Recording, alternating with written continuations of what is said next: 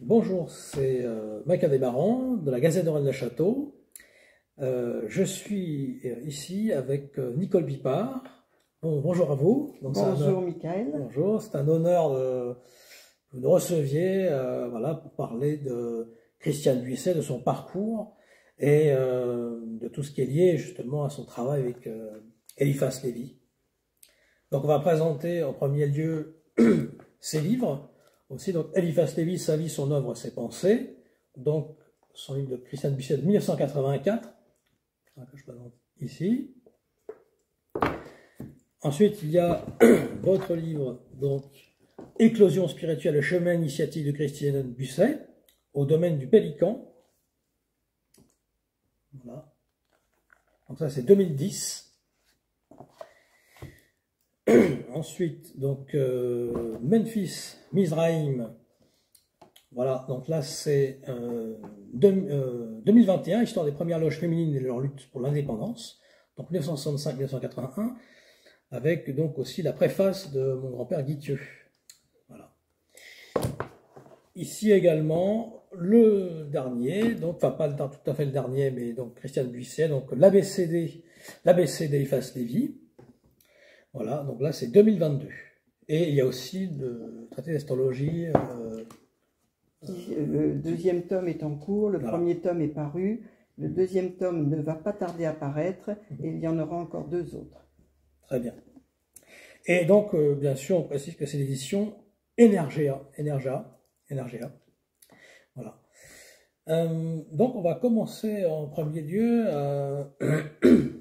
donc on va dire la rencontre dans un cercle d'amis avec Christiane Buisset. Vous nous raconter un tout petit peu justement la rencontre. Et puis vous avez été élève en fait, en quelque sorte, de tout son parcours. Voilà. Tout à fait. Ouais. J'ai rencontré Christiane dans un cercle d'amis et lors du repas, j'étais placée à côté d'elle et elle m'a entreprise et parlé d'astrologie. Et là, elle me dit à la fin de son enseignement, elle me dit, tu vois, ça, c'est l'enseignement que je donne à mes élèves. C'est le premier renseignement d'astrologie. Donc, ça m'a intéressé, ça m'a interpellé profondément. Et à partir de là, j'ai commencé à me rendre à son cercle Eliphas Lévy qu'elle avait créé à Paris en 1975. Et j'ai mordu à l'hameçon. Je suis devenue plus que son élève. Petit à petit, je suis devenue sa disciple. Et j'ai travaillé avec elle pendant 30 ans. Et donc, elle a un grand parcours hein, avec justement la personne à qui elle était, donc Gérard Buisset. Son mari. Oui, son mari. Oui. Ils avaient un surnom, c'était les petits Buisset. Tout à fait, parce qu'ils étaient très jeunes. Oui. Et ils ont abordé l'ésotérisme très tôt. Nous en reparlerons peut-être plus en détail tout à l'heure.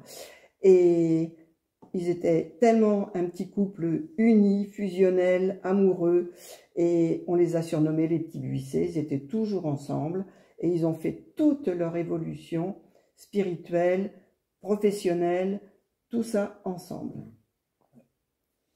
Et aussi, vous avez le cycle Cercle Langage Sacré, CLS. Donc aussi, vous pouvez parler du site que vous avez créé. Donc. Tout à fait. Ce cercle d'études du langage sacré est né lorsque Christiane, pour des raisons de maladie de son mari, est venue s'installer en Dordogne en 1991. La modification du cercle Eliphas Lévy qu'elle avait à Paris est devenue cercle d'études du langage sacré, car en province, tout sent très vite le soufre. Et donc, il y a quelques précautions à prendre de langage pour ne pas heurter, dans un petit village de 300 habitants, les habitants eux-mêmes et tous ceux qui habitent dans les environs. Donc, ce cercle est né dans les environs de 1995 et a continué l'œuvre qu'elle faisait à Paris, c'est-à-dire elle faisait des conférences avec échanges à la fin avec les participants. Et ce cercle a duré en Dordogne jusqu'à ce que Christiane déménage après le décès de son mari. Et il a continué ici, on peut le dire, à Marmande. Et puis, après le décès de Christiane, j'ai utilisé ce cercle, si j'ose dire, en faisant créer un site internet pour publier toutes les conférences que Christiane avait produites à Paris. Et sur ce site, il y a également des conférences audiovisuelles, car dans ces conférences, on entend la voix de Christiane, on entend l'intervention des participants, donc ça ajoute des plus aux conférences écrites. Oui, il y a des CD aussi. Ben oui, il y a des CD, mais enfin, bon, les gens achètent en MP3. Tous les paiements se font par PayPal, c'est beaucoup plus simple, et ils ont la conférence immédiatement. Alors en plus, les livres qui sont là peuvent être vendus sur le site. Là, dans ces conditions, ils payent, et moi, j'adresse les livres dans les plus brefs délais.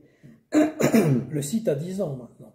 Oui, ça, 2014. Exactement, oui, je l'ai fait créer en février 2014 pour l'anniversaire d'Eliphas, à peu de choses près, car Eliphas Lévy était le maître occulte de Christiane et était né le 8 février 1810. Ouais. Mon grand-père était né le 8 février aussi, 1932. Oui, il y a des concordances, il y a des choses, des similitudes qui sont troublantes, peut-être. Ouais. Leur parcours donc commence à Christiane et Gérard en 1962, on va dire, au tout début, hein, on va dire le début de leur parcours initiatique. Oui, leur parcours initiatique a commencé grâce au parrain de Christiane, Charles de Saint-Savin, qui, lors de vœux adressés en 1962, leur a joint un petit mot en leur demandant de réfléchir au petit opuscule qu'il leur avait adressé et de lui donner des réactions de leur part. Et c'est ainsi qu'ils sont allés trouver le groupe martiniste de Philippe Ancos en 1962. Là, ils ont d'abord le fils, oui, Philippe Ancos était le fils de Papus, qui a repris le martinisme, qui a rénové le martinisme de son père, qui était tombé en raison des guerres successives 14, 39, 45, etc. Donc il a repris, il a refait des résurgences, il a même rassemblé des groupements et il a créé donc son ordre martiniste en France. Et Christiane et Gérard ont fait leur serment d'affiliation dans ce groupe Saint-Jean le 28 mars 1962. Et cette même année, ils ont été associés dans l'ordre martiniste et ils s'engagèrent plus avant dans une voie théurgique fin 63. Donc c'était l'ordre des élus Cohen. Le gros problème, c'est que avant de pouvoir entrer dans cette filiation théurgique, il fallait qu'ils adhèrent dans un groupement maçonnique, franc-maçonnique. Donc c'est comme ça qu'ils ont fait un détour par la franc-maçonnerie, sont entrés au droit humain, et peut-être qu'on y reviendra tout à l'heure pour marquer toute leur évolution. Avec arrêt-pensée au sein du droit humain. Là, on est en 62. Oui, là, nous sommes en 62. Voilà. Et c'est que fin 63 qui rentreront dans les élus Cohen, et ils rentreront en maçonnerie le 28 février 63. Donc tout va très très vite, parce qu'on va se rendre compte qu'en même pas 10 ans, ils sont arrivés à des sommets d'avancement, entre guillemets, c'est pas le terme que l'on emploie dans les milieux initiatiques, mais on peut le résumer comme ça pour le tout un chacun. Il y a plusieurs après choses, hein, donc après l'évolution, justement, elle doit quand même choisir une voie et elle doit quitter le droit humain pour rejoindre justement un autre ordre. Oui, disons que elle a, au sein du martinisme, elle a rencontré dans les élus Cohen, le grand maître était Robert Amblin à l'époque, très connu des milieux initiatiques, et qui a été le maître de Christiane, puisqu'il lui a même donné sa maîtrise, compte tenu que Robert Amblin avait décidé, avec les frères de l'époque, de créer une maçonnerie féminine de Memphis-Misraïm, parce qu'il a été aussi le grand responsable de Memphis-Misraïm masculin. Et en 65 a été créé le premier départ du mouvement féminin de Memphis-Misraïm, Il a fait créer la loge Hathor en 65. Deuxième moitié, j'attire l'attention sur ce fait, c'était dans la deuxième moitié du XXe siècle. L'émancipation des femmes commençait à bien se manifester, mais 1968 en a fait la preuve. La culture, le bouillonnement de cette émancipation féminine a vraiment marqué toutes ces années-là, 60, 70. Ça a été vraiment un gros mouvement d'évolution et d'émancipation des femmes. Donc, Hathor, la première loge de ce mouvement, a été créée en 65 et malheureusement n'a pas beaucoup duré. Les sœurs travaillaient énormément. Ce sont avec Lucienne Lacrampe comme vénérable maîtresse. Christiane était dans cette loge deuxième surveillante. Donc elle a enseigné les associés, le premier degré de l'ordre initiatique martiniste, de Memphis-Misraïm, pardon. Et donc en 68, Robert Amblin a fait une conférence sur les femmes dans l'Église et malheureusement c'était tiré aussi suite à la parution de son livre sur Jésus et les Templiers. Ou le mortel secret des Templiers. Oui. Ou le mortel secret des Templiers pour le titre exact. Donc là, il y a eu des réactions de la part de sœurs qui étaient dans cette loge, qui avait des plateaux, et Robert Amblin n'a pas du tout apprécié la réaction féminine de ses sœurs. Ça a créé un gros clash.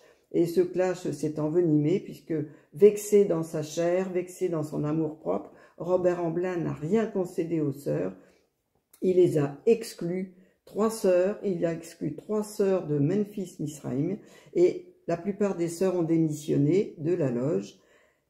Et donc, la vie d'Hathor s'est arrêtée malencontreusement.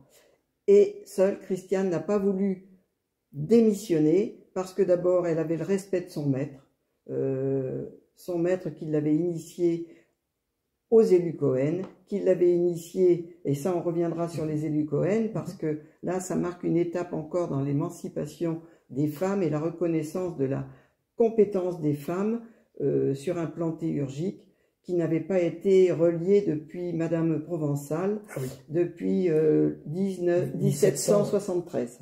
Voilà, de mémoire. Et Madame Provençal, Jean-Baptiste Villermoz, tout à fait. Et Jean-Baptiste Villermoz avait fait partie du groupe de Martinez de Pasquali avec Louis-Claude de Saint-Martin. Mais ça, c'est un autre aspect du martinisme. Parce qu'après, elle a fait une loge, Christiane d'ailleurs. Voilà. Mais ça, c'est des années plus tard. Donc, la loge Hathor est donc enterrée et Christiane a été sollicitée pour recréer une loge en 1971 qui s'est appelée le Delta. Ah oui, parce qu'il y a Hathor aussi avec un H. Non. Alors, oui, il y a Delta avant. Oui, il y a la création d'Hathor qui a vécu donc 3 ans et qui s'est terminée par la démission de toutes les sœurs qui sont allées après rejoindre le mouvement central à Venise, on va le résumer comme ça, on va pas employer les termes exacts, et d'ailleurs ils utiliseront le terme d'Hathor avec un H, transformant leur nom initial. Mais Robert Amblin avait supprimé leurs décors et ne les autorisait pas à porter les décors de Memphis-Misraïm, ils en ont porté d'autres. Et donc Christiane a été sollicitée pour être la vénérable de le Delta, de mettre sur pied cette loge qui a vu le jour à Lorient de Neuilly. À Lorient de Neuilly-sur-Seine, oui, tout à fait, en janvier ou février 1971, je crois, si je recherche dans mes notes, voilà. 26 janvier, voilà exactement, il y a eu la création de le Delta avec la fondation et l'installation de la loge, avec la participation des frères de Memphis-Misraïm. Or, il faut savoir que ces loges féminines de l'époque étaient sous la tutelle, et là j'insiste beaucoup, sous la tutelle des frères. Donc, en apparence, elles étaient indépendantes, mais en réalité, elles n'avaient pas le droit de faire ce qu'elles voulaient, puisque c'était les frères qui était leur tuteur et qui décidait de l'avenir de leur mouvement féministe. Donc évidemment, ça a produit des clashs à nouveau dans cette loge, mais il faut savoir que cette loge, le Delta, deviendra le point de départ de ce qui évoluera en obédience féminine de Memphis Misraïm, reconnue comme telle grâce à Julienne Bleyer, de mémoire en 1981, etc. Et les sœurs de Memphis, après la parution du livre, m'ont remercié d'avoir pu écrire ce livre avec les archives de Christiane qu'elle avait conservées et qui, pour elle, leur a permis de découvrir l'origine de Memphis Misraïm. Voilà, donc ça a été une date très importante. Je précise aussi que la Hathor était à Venise et anciennement, c'était les loges Carbonari, on va dire les Carbonari italiens, hein, parce que Memphis, c'était la branche italienne. Tout à fait. Mais aussi qu'elle était aussi dans notre sud-ouest, finalement, à Montauban, en 1815. Ah oui, mais donc, là c'est les origines de Memphis, les origines, parce qu'il y a eu deux branches, la branche de Memphis, la branche de Misraïm, qui s'est qui a fondu, voilà, qui s'est rattaché ensemble et qui est devenu le groupement de Memphis Misraïm. Mais ça, c'est toute l'évolution de Memphis Misraïm qui est passée par les hommes. Nous n'allons pas approfondir cela. J'en parle dans le livre et je parle de l'évolution des femmes dans ce livre, entre autres, et comment les femmes ont été amenées à vouloir concrétiser leur émancipation et se sentir capables de faire marcher,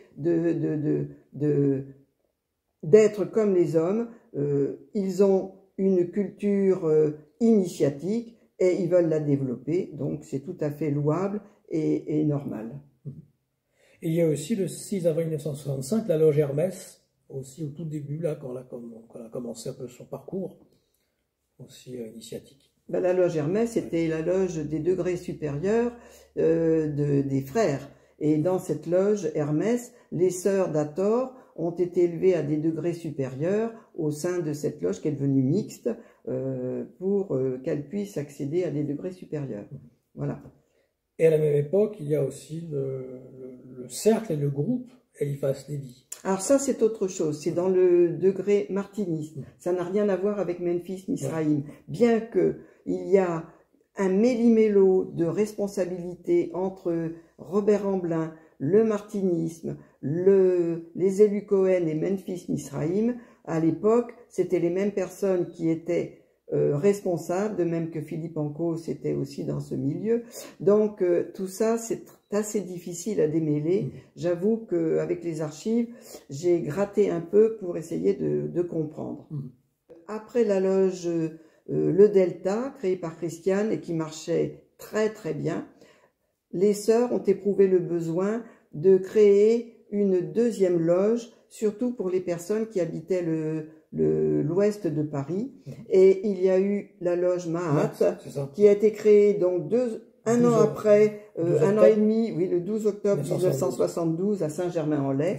Mais il faut savoir que c'était les sœurs de Le Delta qui animaient cette loge, cette deuxième loge. Donc les sœurs travaillaient doublement parce qu'elles avaient des responsabilités dans la loge Le Delta.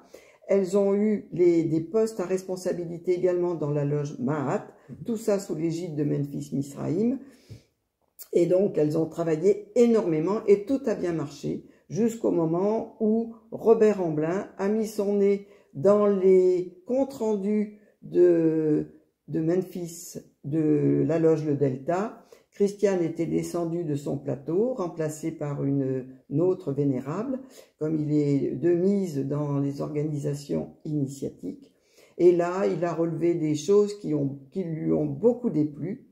Et il s'en est pris à Christiane, qui, elle, s'est drapée dans sa dignité, dans son silence, et qui a décuplé la colère de Robert Amblin. Parce qu'il faut savoir que Christiane, avec les sœurs maîtres de la loge de Memphis Misraïm, avait modifié quelque peu les règlements intérieurs des sœurs, et comme elles se sentaient indépendantes, elles ont fait fi de passer par l'autorité du grand maître Robert Amblin, ce qui lui a fort déplu, et ça a été l'origine des gros problèmes de Christiane dans cette obédience et du renvoi de la condamnation à mort, mais nous y reviendrons ultérieurement, même sur le plan maçonnique, car Robert Amblin s'est octroyé des droits. D'ailleurs, j'en ai la preuve puisque son premier livre qu'il avait fait paraître sur les sociétés initiatiques, il ne parle pas de jugement et de mise à mort de francs-maçons. Et dans son livre de 78, eh bien, il a rajouté des chapitres où là, il parle justement de ces condamnations de frères ou de sœurs.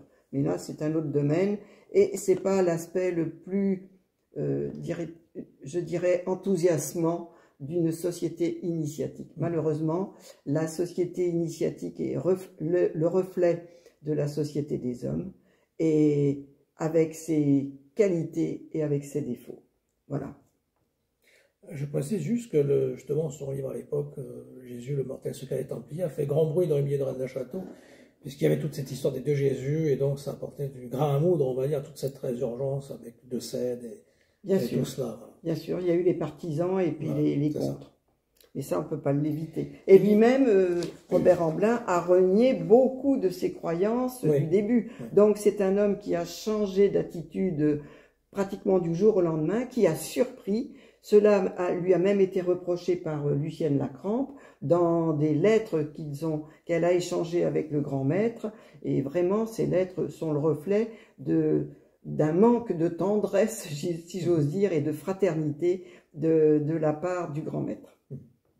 Il y a aussi la loge Marc, qui était anglaise, donc, où ils ont été souvent en Angleterre, donc Gérard et Christiane. Oui. Donc là, c'est en 1970.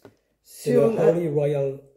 Oui, alors ça démarre plus tôt. Ça démarre en septembre 67. C'est René Guilly qui a sollicité en 67, donc il a demandé au couple de l'aider à installer une loge du rite émulation.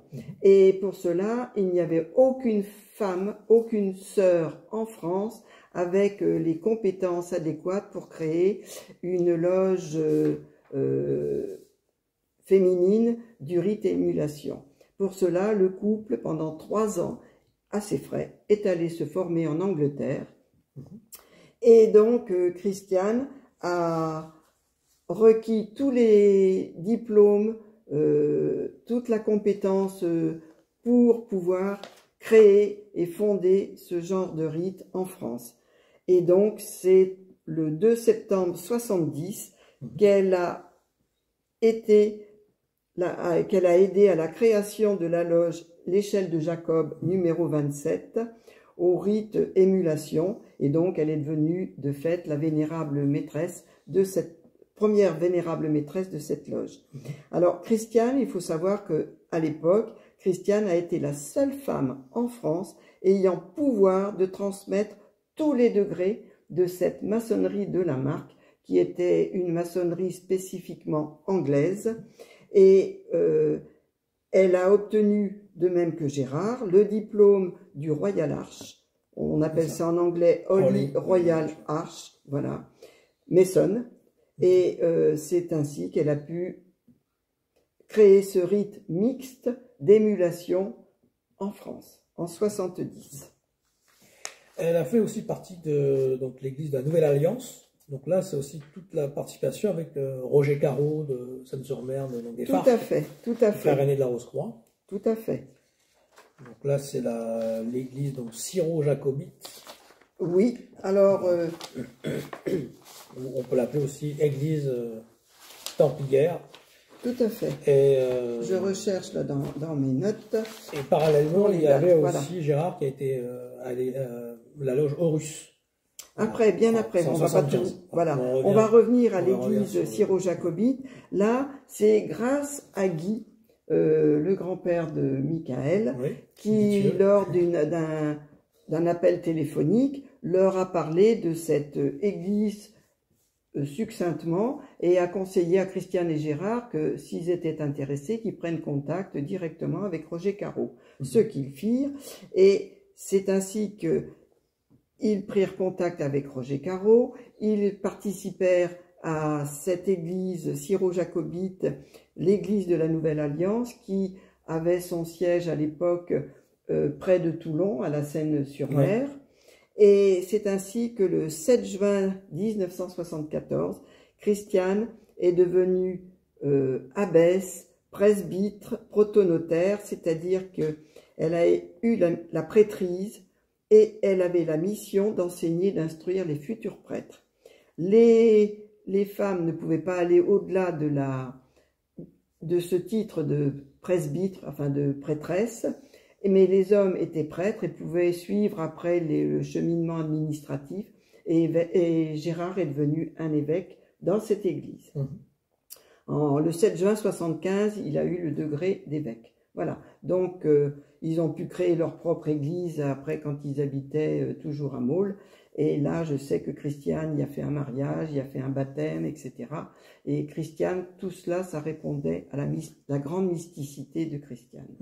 Elle avait fait aussi un petit parcours druidique aussi, à un moment donné. Oui, elle a même fait des conférences sur la médecine druidique, etc. Elle a été en contact avec Jules Boucher, etc. Mais bon, elle a participé à beaucoup de choses. Mais peut-être pourrait-on revenir sur le martinisme. Bien sûr, parce que là, il y a eu quand même beaucoup de choses importantes. Voilà. En juin, voilà, le 27 juin 62, ils sont devenus associés dans l'ordre martinisme de Philippe Ancos, et donc c'était l'ordre martiniste papusien, comme on dit. Voilà. Donc, ils ont suivi la voie théurgique en 63. Ils sont devenus maître élu Cohen, tous les deux. Et tous les deux n'avaient que 32 ans. Ils étaient vraiment remarqués. Ils étaient voués à un bel avenir qui s'est effondré à cause des problèmes qu'ils ont eus avec Robert Amblin. Mais ça, on en a parlé lors de Memphis Misraïm. Alors, ils ont continué donc le mouvement martiniste, et en 68, une circulaire apparut. Le 22 juillet, j'ai la mémoire. Oui, j'ai pas la date. Oui, 22 juillet 68. Non, bien avant. Avant mai 68, mais vraiment, les esprits étaient bouillonnants d'activité, puisque ça a été un moment de grande révolution en France. Mai 68 est dans la mémoire de tout un chacun.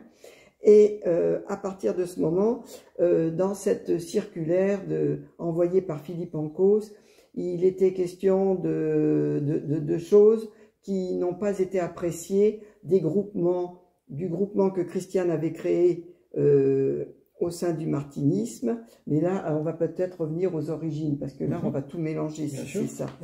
Donc, en novembre 64, Christiane a créé le cercle martiniste, où elle a eu tout pouvoir pour constituer, présider, diriger et administrer le collège numéro 22 de Paris. C'était au sein du martinisme. Et dans ce groupement, dans ce cercle, toutes les personnes martinistes pouvaient y accéder. C'était ouvert à tout le monde. Et là, il y a eu des conférences, il y a eu un petit enseignement de fait, accessible à tous. Et un an plus tard, le 8 février 65, Christiane a été autorisée à créer au sein du martinisme de Philippe Ancos le groupe martiniste d'Eliphas Lévy, portant le numéro 41 au Collège de Paris. Et dans cette création, dans ce nouveau groupement, elle a pu y enseigner la Kabbale, l'astrologie, les tarots, bref, un ensemble de sciences ésotériques. Voilà, alors donc tout le monde n'était pas désireux d'apprendre toutes ces sciences ésotériques, et là, bien, ne sont venues que des personnes fortement intéressées. Et à la suite des événements de mai 68, ben évidemment, le groupe martiniste de Christiane a refusé la circulaire de Philippe Ancos et a donné sa démission du groupement martiniste de Philippe Ancos avec Robert Amblin à l'époque, et donc ils sont partis du groupement martiniste. Et là, le 22 juillet 68, ils ont fait une déclaration de création de l'ordre martiniste indépendant, oui, je me trompe pas. Voilà, l'OMI, Ordre Martiniste Indépendant. Et puis, initiatique, il y avait les deux. oui, alors au départ, oui, c'était l'Ordre Martiniste Initiatique, OMI, en abréviation, qui est devenu indépendant quelques années plus tard, on va y revenir. Donc, Christiane et Gérard reçoivent en 68, le 5 juillet, ils reçoivent l'affiliation de la branche russe du martinisme, grâce à Georges Terapiano. Et c'est une affiliation et un attachement à l'égrégore russe du rite Novikov, de la loge Saint-André-l'Apôtre de la Russie, donc le 3 avril 71.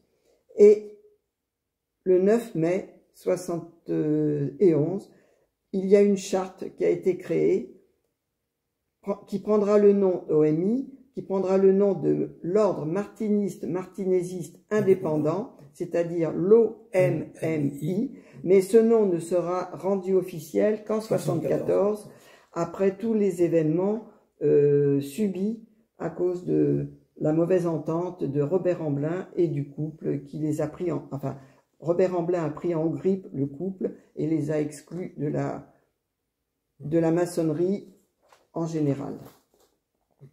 Donc, il y a eu la dissolution de l'OMI le 4 juillet 74 et auparavant, ils ont reçu aussi de Nicolas Choumiski l'affiliation de la loge ukrainienne. Donc, Christiane a reçu de nombreuses filiations que j'ai reportées dans ce livre « Éclosion spirituelle » qui relate donc toutes ces filiations.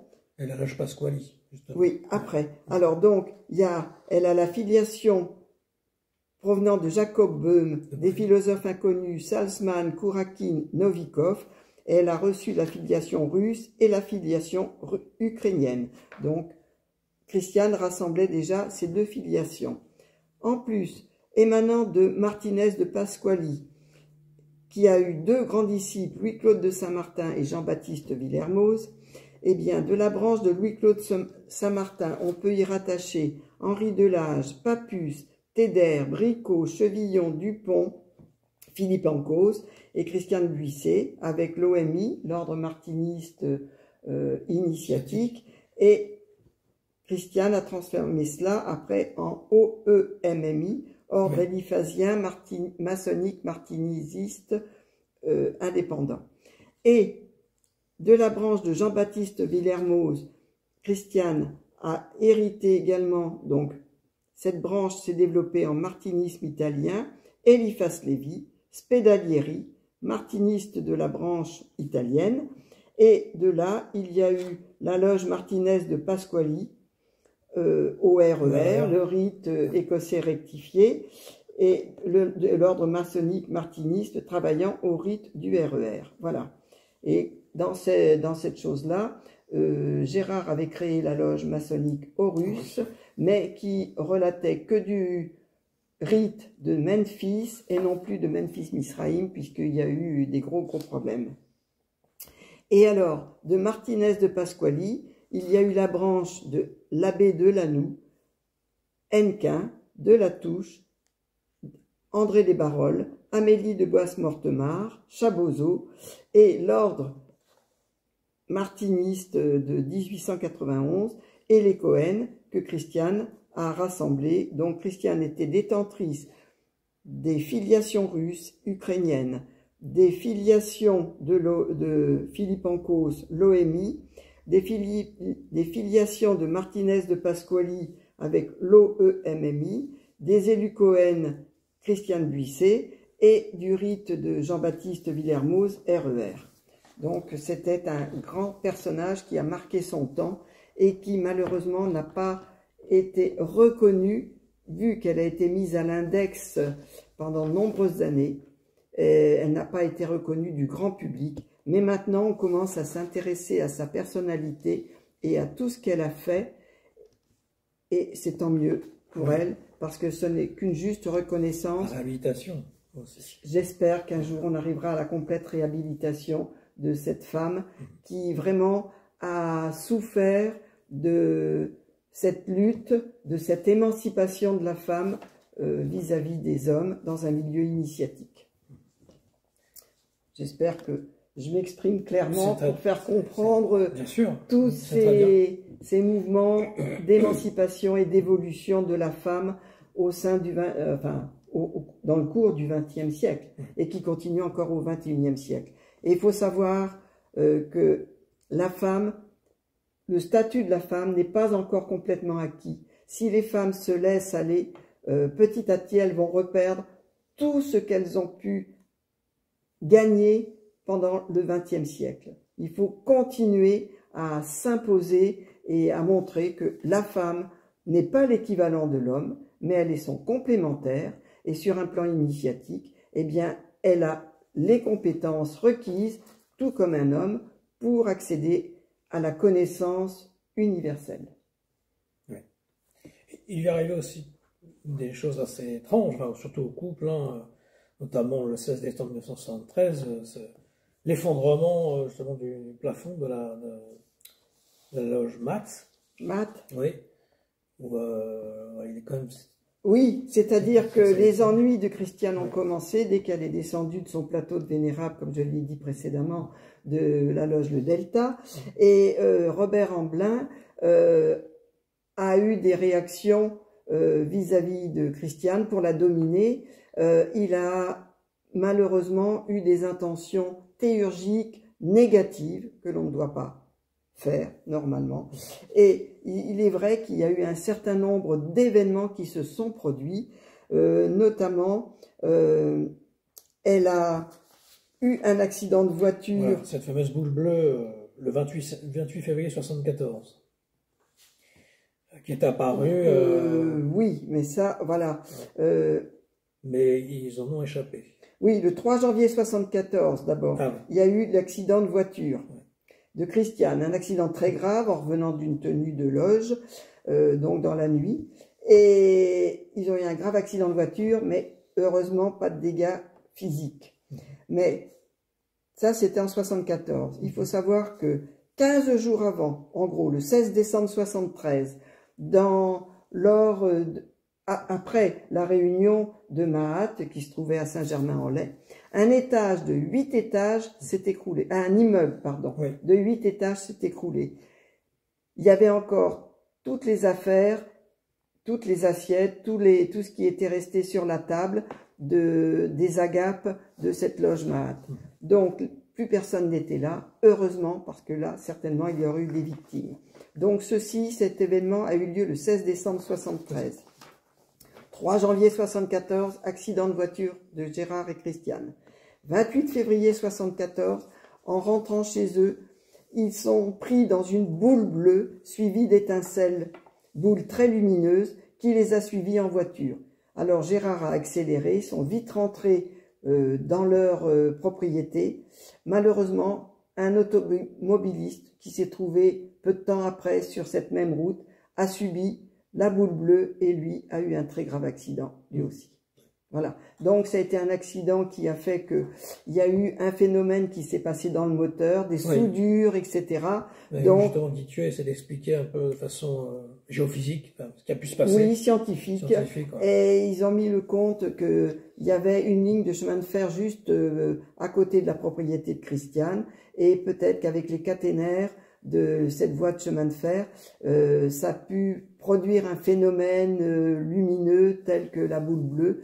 Mais en attendant, le garagiste n'a pas compris pourquoi il y a eu une soudure de choses dans le moteur qui était vraiment incompréhensible. Voilà, donc des événements. Et Christiane n'a jamais fait d'acte théurgique malencontreux et négatif. Elle a fait le dos rond, elle a imploré ses anges gardiens, elle s'est mise à prier à chaque fois qu'elle a ressenti des événements comme cela. Jamais elle n'a causé un choc en retour à Robert Amblin, qui est allé, lui, d'acte en acte de plus en plus important, à tel point que on pourrait penser qu'il a fait une sorte de démagogie et de déni. Il s'est pas rendu compte enfin, j'espère que si, il s'en est rendu compte, mais il n'a pas sans doute mesuré les graves conséquences, en accusant toujours Christiane et Gérard de sorcellerie, de ci, de là, alors que c'était certainement ses propres voisins qui lui ont occasionné des dégâts à sa propriété. Mais bon, j'explique tout cela sommairement dans le livre. Nous n'allons pas épiloguer plus longtemps sur cet événement. C'est pas un événement joyeux à retenir du domaine initiatique. Mais vous aviez fait un rêve qui clôt justement le livre, où il y a peut-être une réconciliation. Oui, oui, ça m'a beaucoup travaillé en écrivant ce livre. D'ailleurs, c'est pas la première version du livre, c'est au moins la troisième que j'ai faite et qui a été admise après à l'édition. Et effectivement, je termine ce livre avec le rêve que j'ai fait, qui s'est produit dans un pays que je ne connais pas, un pays sous-développé, puisqu'il n'y avait pas vraiment de route pour se déplacer facilement. Et dans ce rêve, eh bien, je me trouvais là, et il y avait le couple Buisset, il y avait Robert Amblin, mais j'étais pas du tout... j'étais à part d'eux, je ne sais pas, je n'avais aucun lien. Voilà, j'étais comme une spectatrice. À un moment donné, bon, j'ai demandé à chercher des toilettes, un couple m'a suivi, et là, en sortant, en revenant sur le chemin du retour, je me trouve nez à nez avec une personne qui me dit être Robert Amblin, qui me remercie. Et voilà, donc, et il y avait donc Gérard et Christiane dans le groupe, tout le monde était réuni autour d'une table, donc ça, tout ça c'est significatif. Et donc j'ai supposé que c'était peut-être une réconciliation dans l'au-delà, on peut tout imaginer. Je n'impose rien à personne, mais enfin c'est troublant ce rêve que j'ai fait à la fin de l'écriture de ce livre. Oui. Là maintenant, on va parler donc du travail de Christiane Buisset sur justement Eliphas Lévy et toute son œuvre. Oui. Voilà. Mais auparavant, on peut peut-être préciser que Christiane est née le 26 avril 31 à Paris et qu'elle a une santé très délicate, toute petite. Elle est restée 16 ans fille unique. Son papa était d'origine espagnole, sa maman d'origine luxembourgeoise, française. Et donc, elle a été élevée à l'école des Sœurs du Sacré-Cœur, avenue de Clichy. Et puis, après l'obtention du baccalauréat, elle a été sujette à des crises d'asthme depuis l'âge de 2 ans et elle fut souvent alitée. Donc, toute son enfance, elle l'a passée avec des cours par correspondance. Et pour remédier à ses absences scolaires, ses parents l'inscrire à des cours par correspondance pour compenser les manques. Elle se dirigea ensuite vers les beaux-arts afin de développer ses talents artistiques et elle a appris le piano et elle a eu son professorat de piano à 20 ans. Elle rêvait d'être une concertiste internationale, donc elle a joué à Pleyel, mais elle a rencontré celui qui est devenu son mari, Gérard Buisset. Comment l'a-t-elle rencontré? Eh bien, je vais vous raconter cette belle histoire d'amour. C'est-à-dire que Christiane a eu une sœur lorsqu'elle a eu 16 ans en passé, une petite sœur qui est née sans thyroïde. Pour compenser le manque de thyroïde, les médecins avaient prescrit une huître par jour pour apporter de l'iode à l'organisme de la petite sœur, quand elle fut en état de pouvoir un petit peu manger. Et cette petite sœur a végété pendant longtemps. Les moyens médicaux de l'époque n'étaient pas encore suffisants pour comprendre ce qui se passait dans le corps de la petite fille. Toujours est-il que les parents sont venus s'installer au Crotoy, près de la mer, pour apporter de l'iode à leur petite fille, et emmenant bien sûr Christiane, qui avait 17 ans et plus à l'époque. Donc les grands-parents étaient venus s'installer un petit peu auparavant au Crotoy. Ils avaient une villa dans laquelle ils louaient une chambre à un monsieur Buisset, qui venait de temps à autre à la chasse aux canards au Crotoy. Et ce monsieur Buisset avait un fils qui, vers 15 ans, accompagnait le papa à la chasse aux canards. À l'époque, il était en culotte courte, comme ça se faisait. Et donc, c'est comme ça que, régulièrement, la famille Buisset, le père et le fils, venaient au Crotoy. Lorsque les parents de Christiane sont venus s'installer au Crotoy, les grands-parents ont aidé pour pouvoir acheter une boulangerie au papa de Christiane, qui était ouvrier boulanger, mais qui, en venant au Crotoy, a sauté le pas et est devenu lui-même le boulanger en ouvrant une boulangerie. Et il s'est fait adopter par les habitants du Crotoy, les marins en particulier, puisqu'il ouvrait sa cuisine de très bonne heure le matin. Les marins, avant de partir, venaient chercher leur pain frais et partaient ainsi pêcher avec du bon pain. Donc, Gérard venant au Crotoy, une fois que la boulangerie a été ouverte, venait acheter régulièrement du pain à la boulangerie des parents de Christiane, qui s'appelait et qui s'appelle encore, puisque le nom a été perduré, au pain doré. Et c'est ainsi que Christiane et Gérard ont fait connaissance, à la fois dans le magasin, dans la boulangerie, et à la fois chez les grands-parents, et un amour est né entre eux. Ils avaient 16 ans en gros. Un grand amour est né entre eux. Ils ont commencé à faire des échanges épistolaires, des échanges. C'était l'époque où il y avait, je l'ai dans le texte, enfin quelque part. Donc, la période existentialiste, ils ont épilogué, ils s'échangeaient leurs idées. Oui, Jean-Paul Sartre, ouais. Voilà. Donc, Simone de Beauvoir et Jean-Paul Sartre, donc c'était à la mode dans ces années-là, quelles années 60 à peu près, 60, 65, dans ces eaux-là. Bref, ils se sont vus régulièrement et un grand amour est né. Ils se sont mariés, ils avaient 24 ans, parce qu'entre-temps, Gérard est allé faire son service militaire. Christiane n'était pas du tout accepté dans le milieu de Gérard, qui était un milieu plus que bourgeois. Il habitait le 16e, il est allé à l'école Jean de Sailly, dans le 16e, etc. Christiane était fille d'un immigré espagnol. Donc, évidemment, ça a choqué la maman, qui était d'origine italienne, la maman de Gérard, et le papa, qui était un grand industriel du Nord. Bref, l'amour des jeunes a été le plus fort, et ils se sont mariés, et ils ont fait toute leur vie ensemble, jusqu'au décès de Gérard en 2002. Donc, ils ont fait leur profession ensemble, ils ont fait leur évolution initiatique ensemble, en maçonnerie, au martinisme, chez les Cohen, dans l'église de la Nouvelle Alliance. Ils ont tout fait ensemble. Et Gérard est devenu petit à petit, parce qu'au départ, ils ont été étalagistes. Christiane avait donc des talents artistiques. Et un jour, les grands magasins de Paris leur ont demandé 16 vélos pour décorer les vitrines au moment de Noël. Et donc, ils se sont mis en quête de trouver des vélos, ils ont fait un appel à tous les copains, et ils en ont acheté, ils en ont trouvé, enfin bref, ils ont trouvé les 16 vélos. Après l'exposition, eh bien, ils ont redonné les vélos qui étaient loués, ils ont gardé certains modèles, parce que Gérard s'était pris de ces modèles, les trouvant plus qu'intéressants sur le plan technique, sur le plan esthétique, et c'est ainsi qu'est née sa collection, qui est devenue la plus grande collection du monde, la collection des vélocipèdes. Il faut savoir que, en gros, il y a 4 périodes, et lui a collectionné essentiellement les premières périodes les plus intéressantes.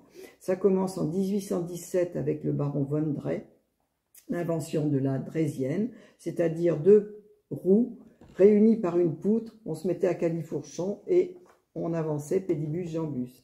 La deuxième étape, c'est l'invention de la pédale, que l'on doit à Michaud, mais surtout à son fils, qui un jour, empruntant une draisienne que son papa avait en réparation, a eu l'idée de demander l'autorisation pour aller se promener avec la draisienne. Et au retour de sa petite balade, il dit à son père, mais si on adaptait une paire de manivelles sur la roue avant? Et l'idée a plu au papa, qui l'a creusée, perfectionnée, et c'est devenu, cette manivelle est devenue les pédales. Voilà. Donc, en posant des pédales sur la roue avant, ça permettait d'abord d'avancer et d'avancer plus vite. Donc, l'invention a été reprise. Après, la troisième étape, ce sont les Anglais qui l'ont reprise. Donc, invention de la pédale, on a inventé la chaîne aussi. C'est devenu la bicyclette, autrement dit, le petit du grand bi qu'avaient inventé les Anglais, parce qu'ils avaient constaté qu'en mettant une roue de plus en plus grande, un tour de roue ça permettait d'aller beaucoup plus loin, donc on allait beaucoup plus vite, et c'est ainsi que le petit du Grand Bi est devenu la bicyclette, et c'est ainsi que part l'origine de la petite reine. Voilà, bon, j'ai schématisé toute cette invention, et Gérard la collection a eu jusqu'à 600 modèles différents, tous les uns des autres, avec des techniques, il connaissait par cœur toute la technique de ces engins qu'il possédait amoureusement, parce que ça a vraiment été une passion pour lui de sa vie. Donc, Gérard et Christiane se sont mariés, ils avaient 24 ans, donc nés en 31 tous les deux, ils avaient 6 mois d'écart. 31 et 24, ça les a emmenés en 65, si je m'abuse. 55, pardon. Hein, voilà. Et tout ça pour dire qu'ils ont fait leur cheminement ensemble sur un plan ésotérique. Donc, comme on l'a dit précédemment, ils sont entrés au martinisme grâce au parrain de Christiane, Charles de Saint-Savin, qui avait une résidence secondaire au Crotoy, qui a connu Christiane, qui lui a fait connaître les premiers rudiments des sciences ésotériques et qui a dit d'elle qu'elle serait un jour une grande bonne femme. Voilà. Ce qu'elle a confirmé par la suite, mais il faut dire que cette femme a eu beaucoup d'épreuves à surmonter. Et ces épreuves, aussi douloureuses furent-elles, lui ont permis progressivement d'acquérir une indépendance, puisqu'on l'a rejetée des milieux initiatiques, avec perte et grand fracas. On en a associé aussi Gérard en même temps qu'elle pour le rejeter aussi des milieux initiatiques, dont tous les deux n'ont pas désarmé. Ils ont continué à transmettre leurs connaissances, puisqu'il ne s'agit pas de savoir à ce niveau-là, mais de connaissances. Ils ont continué à enseigner autour d'eux les personnes qu'ils considéraient comme aptes à recevoir leur enseignement et qui désiraient recevoir et apprendre davantage, découvrir davantage à leur contact. C'est ainsi que j'ai été amenée un jour au sein d'un cercle de rencontrer le couple qui, au bout de quelque temps, m'a prise vraiment en amitié et Christiane m'a donc donné ma première leçon d'astrologie et c'est ainsi que je suis rentrée dans son enseignement, dans son sillage et que je l'ai côtoyé pendant 30 ans jusqu'à sa mort, puisque nous sommes venus à Marmande toutes les deux après le décès de Gérard et que nous avons acheté une maison toutes les deux moitié-moitié. On a transformé cet achat en SCI et au décès de Christiane en 2012, eh bien, j'ai racheté les parts de Christiane. Christiane m'avait fait sa légataire universelle. C'est ainsi que j'ai pu rester dans cette maison. Christiane n'avait pas d'héritier direct, que des nièces qui ne s'intéressaient pas du tout à l'ésotérisme. De la même façon, je n'ai pas d'héritier, je n'ai que des neveux et nièces qui s'intéressent eux non plus pas du tout à l'ésotérisme. Et donc, tout naturellement, Christiane m'a confié la légation de tout son patrimoine ésotérique. Voilà pourquoi je parle d'elle et qu'elle est très chère à mon cœur parce que d'abord, elle m'a ouvert les yeux, je dois dire, sur le plan ésotérique. Je cherchais depuis de nombreuses années. J'étais rentrée en maçonnerie, moi aussi, au droit humain, mais en 68, donc j'étais jeune. Pour tout dire, j'étais rentrée pour le côté social. Petit à petit, j'ai découvert, grâce à Christiane, mon côté mystique également. Et aussi, j'ai essayé d'approfondir le symbolisme et Christiane a pu m'apporter des réponses à mes interrogations, à mes recherches. Et c'est ainsi que dans son sillage, j'ai beaucoup étudié, j'ai beaucoup travaillé et que j'ai été jusqu'à la fin de Christiane, tout proche d'elle. Voilà. Donc, pour la vie de Christiane, eh bien, elle s'est mise indépendante après les déboires qu'elle a eus avec Amblin. Donc, elle a créé son propre ordre initiatique qui a été l'OMMI, pour prendre une suite du martinisme, l'ordre maçonnique martinésiste indépendant, et lequel a été transformé en OEMMI parce que Christiane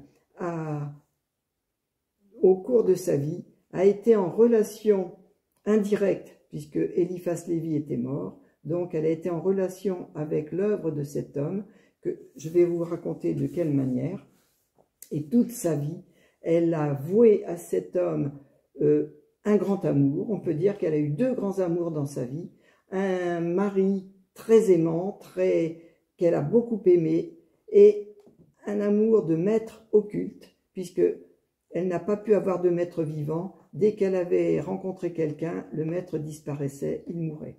Donc, toute sa vie, elle l'a vouée aussi à l'œuvre d'Eliphas Lévi, dont vous allez découvrir un petit peu qui était cet homme. Alors, Christiane a fait son ordre d'enseignement. Elle a initié des personnes. Je sais qu'elle en a initié jusqu'à 100. Des initiations très, très importantes, je devrais dire, où Christiane nous faisait apprendre la Kabbale, le symbolisme, les tarots, la symbolique des nombres, l'astrologie, et aussi l'alchimie, puisqu'elle a été autorisée par Roger Caro, qui était le grand représentant, pour reprendre le terme, des Farcs de son église, de la Nouvelle Alliance, oui, les Farcs des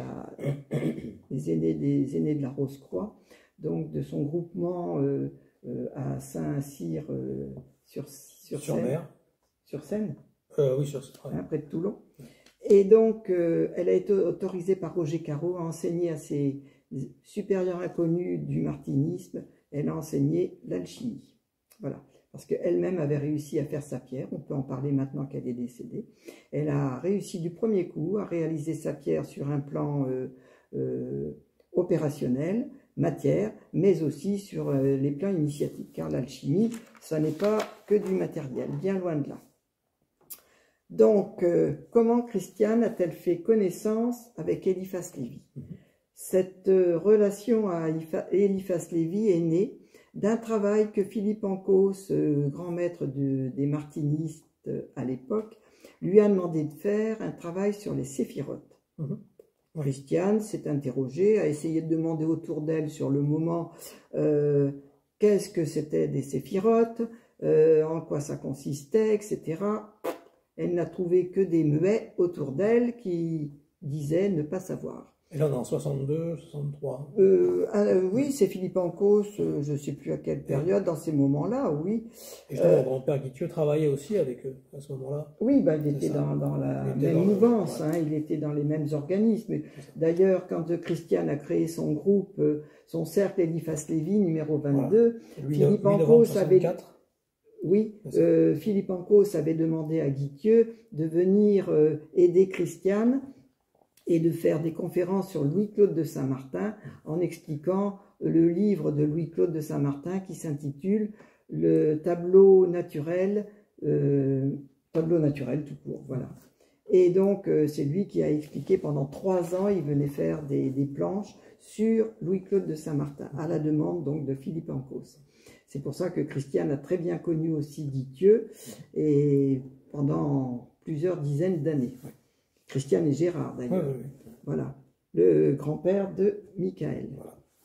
Alors, pour en revenir au travail des séphirotes, Christiane, à peine rentrée chez elle de la réunion des martinistes, s'informe, elle regarde dans ses livres, dans sa bibliothèque, et elle tombe sur le livre des splendeurs d'Eliphas Lévi. Alors, son appétit, sa grande soif de découvrir a fait qu'elle a tourné les pages, elle a commencé à lire et à regarder d'un peu plus près, et elle a passé une bonne partie de sa nuit à lire, à dévorer, je devrais dire, ce livre, et pour lui donner des ouvertures sur les séphirotes, etc. C'est ainsi qu'elle a découvert Eliphas Lévi, sa prose, et elle est tombée... petit à petit, en découvrant d'autres ouvrages, elle est tombée en osmose avec les idées émises par l'auteur, avec la façon dont il présentait son œuvre. Et donc, amoureuse de cela, elle a recherché, avec Gérard, elle a recherché tout ce qui concernait Eliphas Lévi, et là je résume parce que c'est l'œuvre de toute sa vie.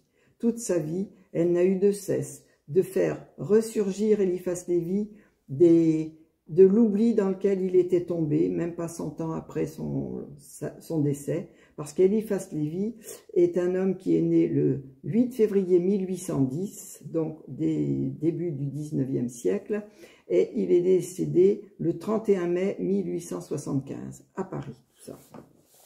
Donc, avant d'aborder la vie d'Eliphas Lévi et son œuvre, je vais continuer sur le travail de Christiane, qui me paraît logique. Donc, elle a été mise en contact avec Eliphas Lévi très tôt, en 64, 65, dans ces années-là. Et toute sa vie, jusqu'à sa mort, elle n'a eu de cesse de faire connaître Eliphas Lévi, de le faire rééditer, puisque ses livres étaient rares. Il avait même édité des livres à compte d'auteur. Et donc, c'était en nombre limité. Et à l'époque de Christiane, dans les années 50, 60, ben évidemment, il restait déjà assez peu de livres. Alors, elle a recherché chez les antiquaires, enfin, pas les antiquaires, les bouquinistes, dans les salles des ventes, dans des lots, etc. Tout ce qui avait trait à Eliphas Lévi, elle a essayé de se le procurer, de l'acheter. Et elle a eu connaissance de manuscrits qu'elle a recherchés. Elle n'a pas pu en obtenir tout de suite, mais on lui avait permis de faire des copies des manuscrits. La photocopieuse n'existait pas à l'époque encore. Tous les moyens modernes que nous connaissons n'existaient pas. Il n'y avait pas d'ordinateur, il n'y avait pas de photocopieur, il y avait à peine des cassettes magnétiques pour enregistrer le son des voix, et la télévision n'est apparue que dans les années 60, il faut quand même se rappeler, et en noir et blanc. Hein, la couleur est venue beaucoup plus tard. Et dans les années 60, très peu de foyers possédaient une télévision. Il y avait encore le carré blanc. Il y a eu le carré blanc, bien sûr, pour les émissions au-dessus pour les enfants au-dessus de 10 ans, ils étaient aptes à voir, mais pas en dessous. Bon. Et puis, il n'y avait qu'une chaîne à l'époque, il y en a eu 3 après. Enfin bref, je ne vais pas faire l'apologie de la télévision. Et donc, Christiane a été le dépositeur de l'œuvre d'Eliphas Lévi avec les ouvrages originaux en France. Bah, Christiane a recherché partout, ils en ont obtenu. Comme ils ont travaillé dans l'Antiquité et la brocante, ils ont eu connaissance de ce qui pouvait se trouver dans des ventes. Ils ont rassemblé leurs moyens pour pouvoir acheter. Et Christiane, au fil des années, est devenue la grande spécialiste d'Eliphas Lévi. Pourquoi? Très jeune, dès le début de ses recherches, elle a rencontré un jeune éditeur qui s'appelait, et que beaucoup connaissent, Guy Trédaniel. Aux éditions de la Mesnie, 1984. Oui, c'est là où Christiane a fait publier son premier livre sur l'œuvre d'Eliphas Lévi, sa vie, son œuvre et ses pensées. Donc, dans ce livre, c'est un livre qui relate la vie d'Eliphas Lévi, aussi bien dans son époque, par rapport à tous les événements mondiaux qui s'est passé, par rapport à son thème. Et justement, ce livre qu'elle a édité en 84, c'est un livre sur la biographie d'Eliphas Lévi, donc édité par Guy Trédaniel aux éditions de la Mesnie. Et chaque détail de la vie passionnante d'Eliphas Lévi est analysé par Christiane à travers les 12 signes du zodiaque, ce qui constitue un véritable cours d'astrologie. Et ça, c'est très important. Et donc, auparavant, Christiane avait demandé au jeune éditeur qui était Guy Trédaniel de rééditer des ouvrages d'Eliphas Lévi. Guy Trédaniel a accepté, il l'a même encouragé à écrire des préfaces et d'y ajouter un index pour certains d'entre eux. C'est ainsi que parurent le Livre des Splendeurs, le Grand Arcane, la Science des Esprits, les Mystères de la Kabbale, qui a un deuxième titre, c'est l'harmonie occulte des 2 testaments, les Fables et Symboles, et Trédaniel publiera encore l'Histoire de la magie et Cours de philosophie occulte. Ce dernier ouvrage n'est autre que la publication des lettres qu'Eliphas Lévi avait écrites à son disciple, le baron de Spédialdieri, où il lui enseigne la Kabbale et la science des nombres. Voilà. Donc, c'est elle qui l'a fait ressurgir de son oubli, alors que Eliphas, pour dire les choses, était un grand philosophe, hermétiste et kabbaliste du 19e siècle. Mais comme quoi, les grands esprits ne sont pas toujours, ne se sont vont pas perdurer dans le temps parce que bon ben c'est pas l'époque, c'est pas l'évolution correspondante au moment. Il faut quand même rappeler qu'au XIXe siècle, l'Église était toute puissante. Or, Eliphas, qui n'est autre que le pseudonyme de l'abbé Alphonse Louis Constant, a d'abord débuté dans les ordres, parce qu'il est né de parents très pauvres, en 1810, remarqué par un abbé qui lui a permis de rentrer au petit séminaire, et c'est là qu'il a reçu toute son instruction. C'était un enfant intelligent, brillant, et il a fait le petit séminaire, le grand séminaire, et il a étudié le grec, il a étudié l'hébreu, il a étudié beaucoup de choses, et avec son indépendance d'esprit, eh bien, sa vie a fait qu'il a quitté l'Église. Mais au départ, il était voué pour être prêtre, donc il a eu le sous-diaconat, il a eu le diaconat, et en donnant des cours de catéchisme à une jeune fille, eh bien, Adèle Allenbach, pour citer son nom, eh bien, il a senti quelques émois amoureux, et il s'en est remis à son directeur de conscience, et là, il a été banni, rejeté, incompris, et il a décidé de quitter de ne pas recevoir la prêtrise d'abord. Il avait une honnêteté morale très grande, et il a quitté un petit peu l'Église. Il y est revenu 3-4 ans plus tard, mais ça je peux le développer si on le désire, et malgré tout, il finira par quitter la soutane, et pas préparé à la vie sociale. C'est un homme qui a beaucoup souffert, qui a écrit il a deux parties de sa vie en fait, une partie de sa vie où il écrit des œuvres sociales, où il rencontrera entre autres Flora Tristan, et la deuxième partie où là il a hébraïsé ses prénoms. Alphonse est devenu Eliphas, Louis est devenu Lévi, et son troisième nom a été Zahed, Eliphas, Lévi, Zahed. Mais la deuxième partie de sa vie, tous ses écrits portent la signature d'Eliphas Lévi, ses deux premiers prénoms. Voilà. On était parti de Christiane, oui. On est arrivé à Eliphas Lévi. Y a-t-il des précisions à redonner sur la vie de Christiane? Non, mais ce qu'on peut dire sur Eliphas Lévi, c'est que c'est un réformateur.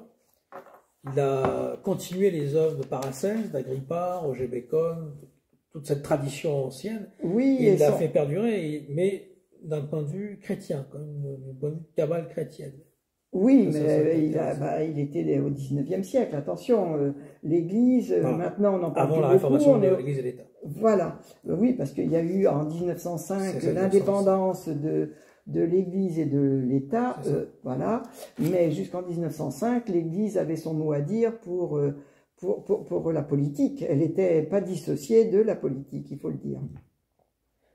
Il a fait partie d'une première loge qui s'appelait la Rose du Parfait Silence. Aussi. Ah oui, dans le cours de son évolution, mais ça, je peux très bien parler de l'évolution d'Eliphas, si, bon, je veux bien relire un petit peu des choses qui concernent Eliphas. Oui, on peut revenir un peu. On peut revenir sur la vie d'Eliphas.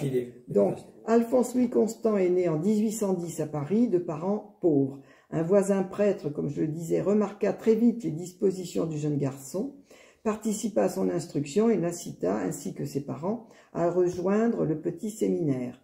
Puis tout naturellement, il poursuivra ses études au grand séminaire, et le moment venu, comme je l'ai précisé, il refuse de prononcer ses vœux par délicatesse de conscience, car il avait des sentiments vers une jeune fille à qui il enseignait le catéchisme.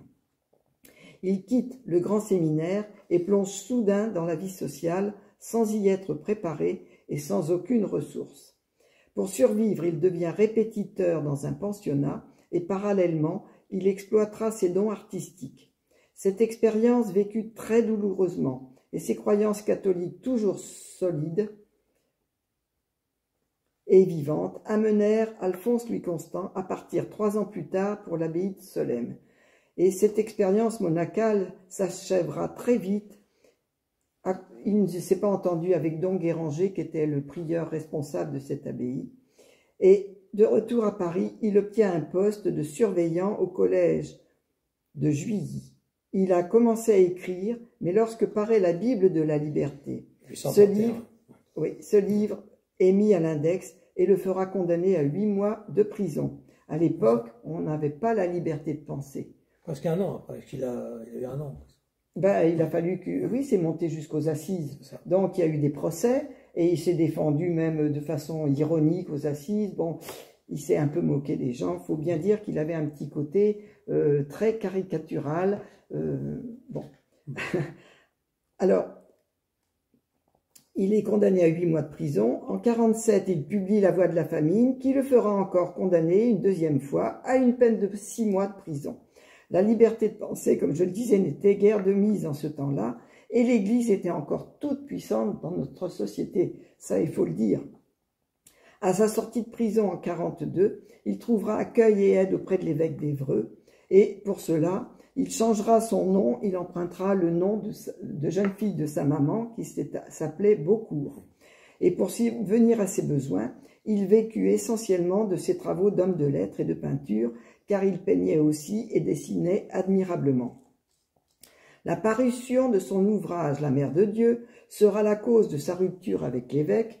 En fait, Eliphas Lévi n'a pas changé son tempérament, il avait envie d'écrire ce qu'il avait envie d'écrire, et il se moquait du reste. Alors évidemment, l'évêque a été gentil, l'a accueilli, il lui a donné la possibilité de vivre, mais trop c'est trop, donc ils sont un petit peu fâchés, et l'abbé Constant quittera définitivement la soutane à 34 ans.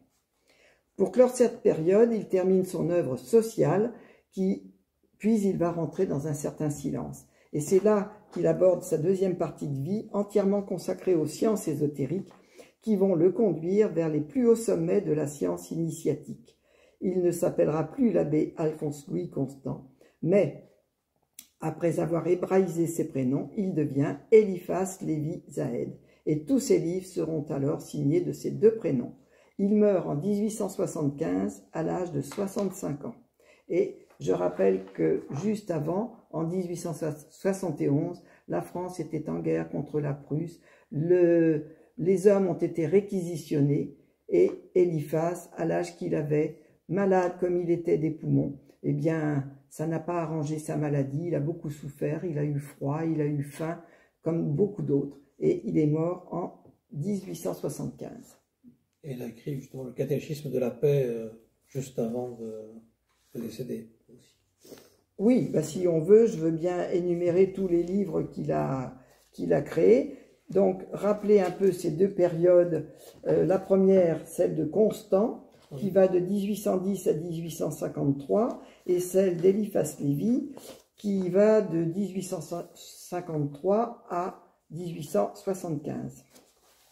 Alors, pour les titres de ces ouvrages, bon, je peux rappeler avec quelques dates les choses essentielles de sa vie. Donc, sa naissance le 8 février 1810. Le 10 février, il reçoit le baptême. En 1820, ce sont ses premières études avec l'abbé Hubanet à Malmaison. En 1822, il fait sa première communion. En 25, il rentre au séminaire de Saint-Nicolas du Chardonnay. Il achève ses études classiques, hébreu, influence du frère Colonna, qui l'a encouragé dans toutes ses études. Le 30 octobre 1830, il fait son entrée au séminaire d'Issy-les-Moulineaux. En 1932, il passe au grand séminaire de Saint-Sulpice. En 1933, il a le sous-diaconat et il enseigne du catéchisme à des jeunes.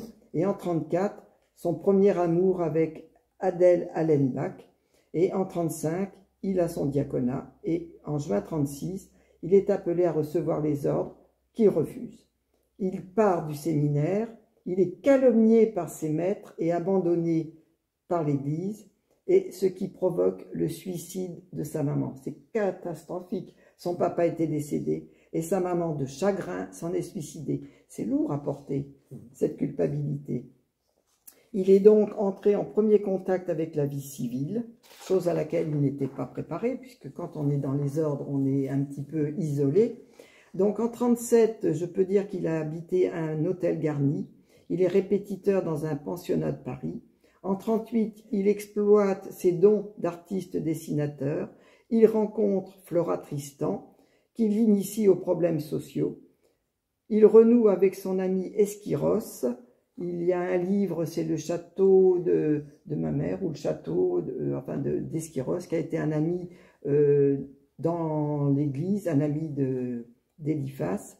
En 39, il dit adieu à son ami Eschiros et part pour Solesmes. Il découvre les écrits mystiques. Là, il écrira le Rosier de mai, l'évangile du peuple. En 40, il se dispute avec Don Guéranger. De retour à Paris, il est surveillant de cours au collège de Juilly. En 1841, le 13 février, il fait paraître la Bible de la liberté. Le 30 mars, ce livre est mis à l'index. Le 11 mai, Constant est aux assises. Et le 25 juillet, paraît Doctrine sociale et religieuse d'Eliphas Lévi. Le 2 août, il est emprisonné pour 8 mois. Et en 42, en avril, il sort de prison. Le 25 novembre, il fait la connaissance de Eugénie Chenevier, celle dont il aura un fils naturel plus tard, mais ce n'est pas celle qui est devenue sa femme, et je vous raconterai l'anecdote. Le 25 novembre, il habite au presbytère de l'église de Choisy-le-Roi, dont il décore l'église, il faut le dire, parce que Eliphas a décoré et a fait des tableaux dans des églises. En 1843, il part pour Évreux. Constant change de nom pour celui de sa maman, de Beaucourt. Juin, prédication aux Andélis, nouveau scandale. En septembre, il quitte le séminaire et habite à Évreux. En octobre, il peint la Sainte Famille et en décembre, il voyage à Paris pour confier son manuscrit « L'Assomption de la femme ». En 1944, paraît « L'Assomption de la femme ». Le 22 février, il quitte Évreux. Le 1er octobre, en suivant, il quitte définitivement la soutane.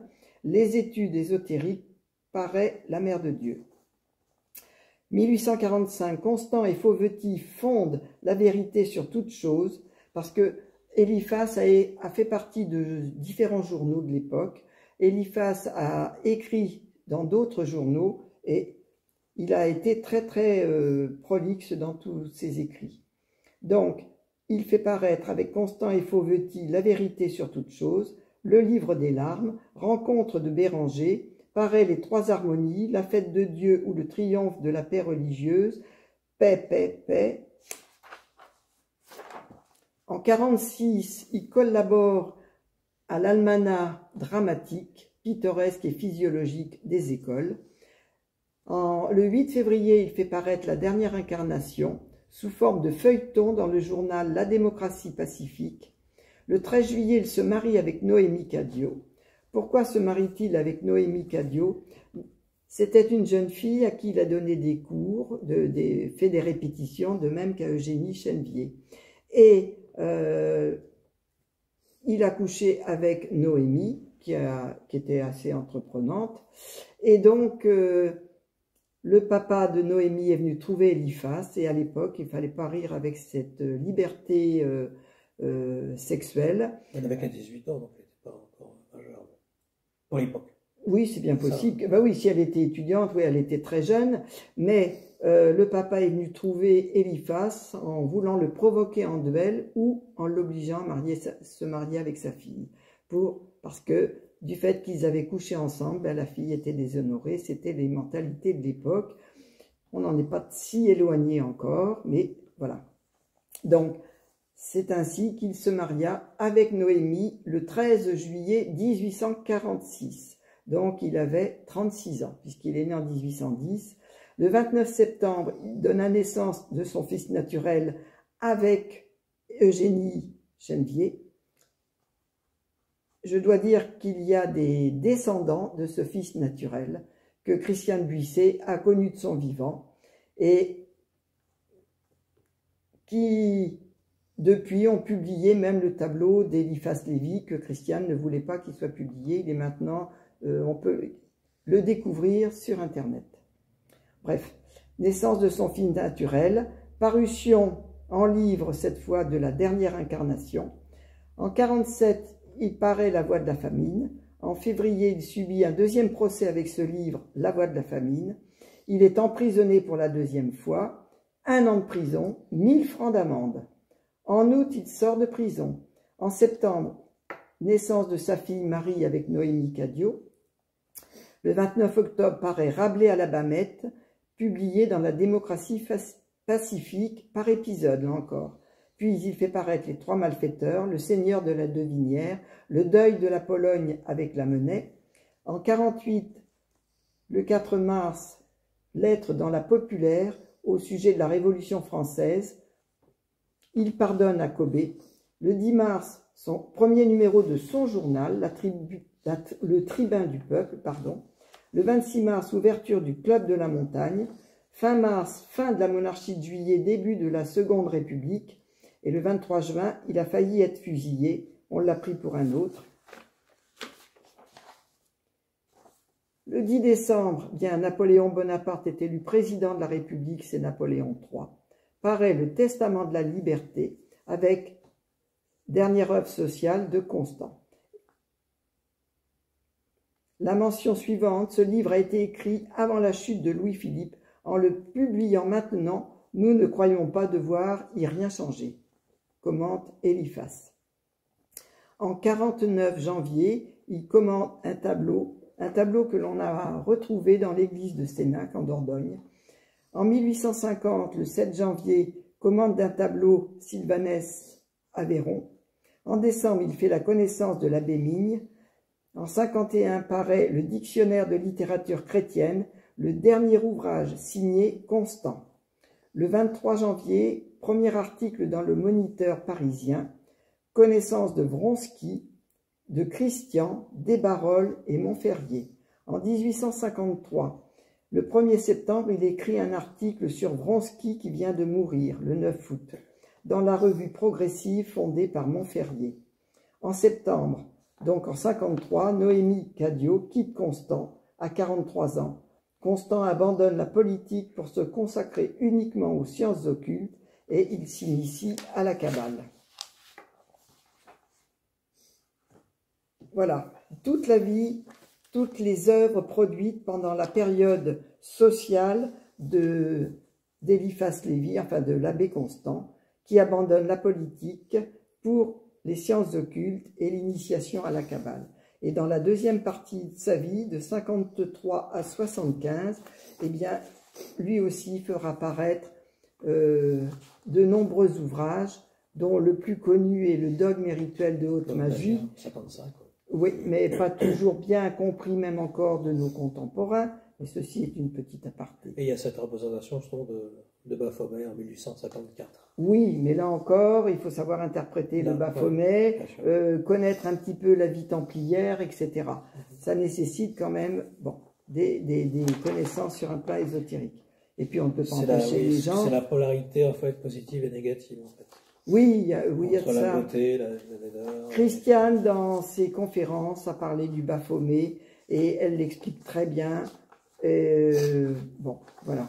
Et ces conférences, donc, on peut les retrouver, comme je l'ai dit tout à l'heure, sur le site du Cercle d'études du langage sacré, abrégé CLS, que l'on peut retrouver sur Internet en tapant simplement en minuscule cercle, trait d'union du 6, langage, trait d'union du 6, sacre.fr.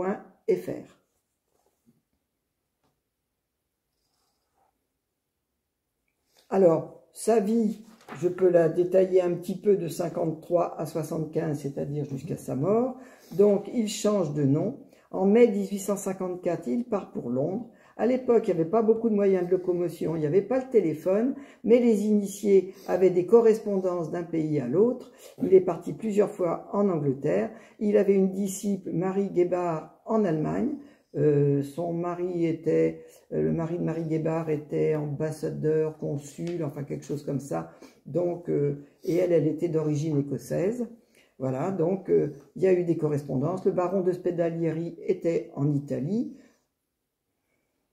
On ne se déplaçait pas, il n'y avait guère que les diligences. Le train a été inventé dans la première moitié du 19e siècle. Après, il y a eu les frères Montgolfier. Bon, tout ça, c'est né fin 19e, hein. Mais première moitié du 19e, il n'y avait pas grand-chose. Et pourtant, les initiés communiquaient entre eux. C'est à Londres, en fait, qu'il rencontre Edward Linton, voilà, tout à fait, tout à fait. de The Coming Race. Tout à fait.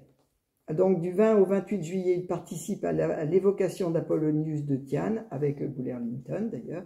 Fin août, il retourne à Paris, il habite chez Desbarolles. Le 21, alors Desbarolles, ça a été son premier et dernier disciple, qui a appris la chiromancie, la chirologie, etc. Et c'est Eliphas qui l'enseignait, et le disciple est devenu supérieur au maître, puisque Desbarolles a écrit des ouvrages sur la chirologie, la chiromancie, etc. Le 21 octobre, il intente une séparation de cordes avec Noémie. Ça se faisait pas comme ça. Il faut savoir que Noémie n'est pas partie toute seule. Elle est partie avec un ami d'Eliphas. Bon. Et à ce moment-là, Eliphas habite 120 boulevard de Montparnasse. Il y restera 3 ans. Il faut savoir que Christiane s'est tellement intéressée à la vie d'Eliphas qu'elle a recherché ses anciennes habitations, ses amis, son entourage, tout ce qu'il a fait, et en 65, elle est même allée sur le lieu de sa dernière habitation qui était rue de Sèvres, et là les ouvriers étaient en train de démolir l'immeuble où avait habité Eliphas. Elle y a recueilli une brique, des carreaux de sa cuisine, et à cet emplacement-là a été construit l'hôpital des bons enfants à Paris. Voilà, sur le lieu où habitait Eliphas. C'est une petite anecdote en passant. Donc, le 21 octobre 54, sa petite fille Marie meurt.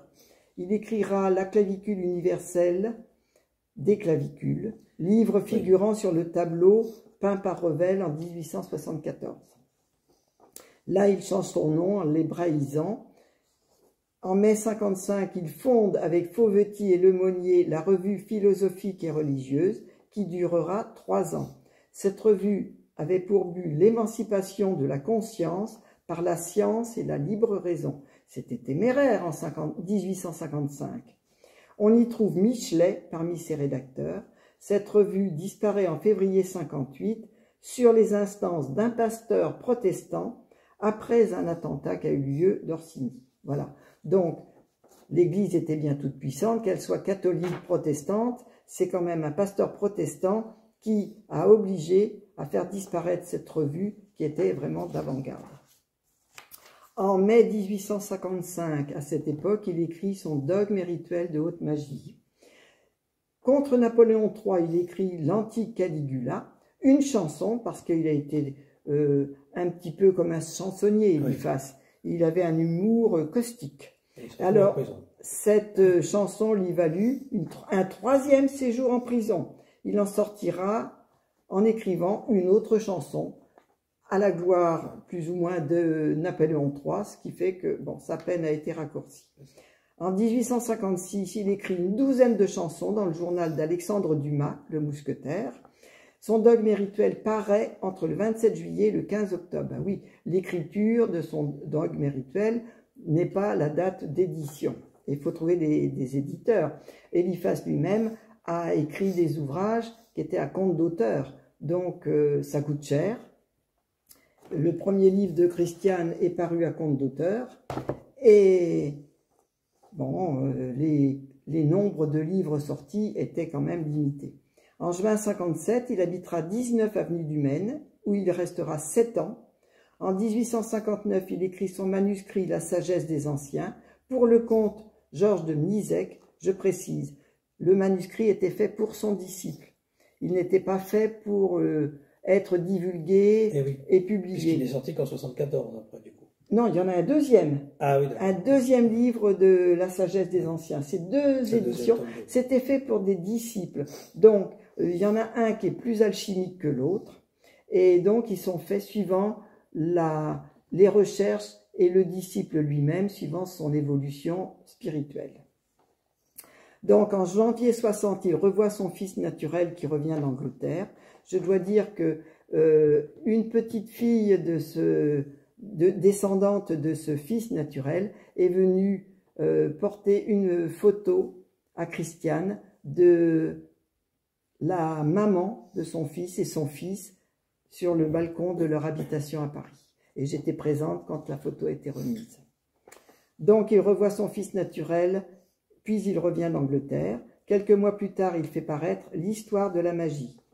Le 28 janvier 1861, il se brouille avec Desbarolles, son seul disciple en chiromancie.